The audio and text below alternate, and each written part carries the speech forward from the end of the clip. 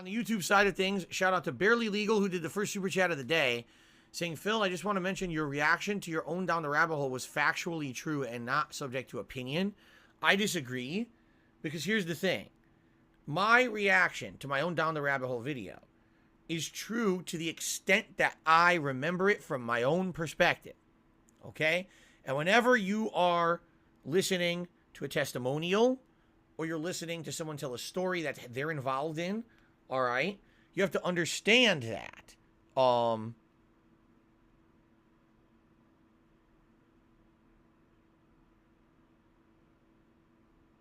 Yeah, you have to understand that. And it's all about perspective, and it's all about how you remember. It's what's funny is people actually, it's been found scientifically that over time your memories can actually change into making you remember something in a way that maybe it didn't actually happen. This has been scientifically proven that over time, I guess your brain rationalizes certain things. And so you very well could remember something in a way that's not factually how it happened at the time. Your brain is not photorealistic. You know what I'm saying? It's not like a photogenic memory where you always remember everything. What I talk about when I'm reacting to my own Down the Rabbit Hole, I'm telling you everything from my perspective, from my best knowledge, right? It doesn't mean that it's 100% factually true. In any situation, there's one side, the other side, and then there's actually what happened. And that's the thing. Looking at something from a subjective perspective, it's impossible when you're involved in a situation to be fully objective. You understand that, right? Like it is. It's completely impossible to be completely objective about something that you were involved in. You were part of it. You're a subject of it. You have to be subjective. You understand?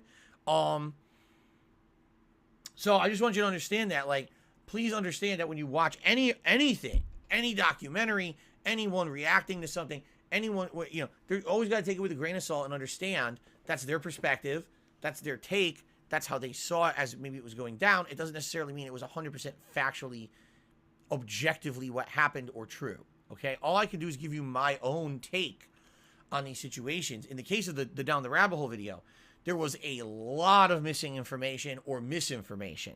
Case in point, the whole video opens up with my history in Street Fighter and says a bunch of stuff about me that a lot of people like to say is common knowledge, when in reality, it's common shit talking.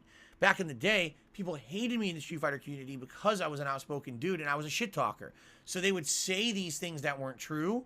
And the funny part is, the supposed evidence used in the video to say I was like that isn't evidence at all. The video uses evidence is from 2009, 2010.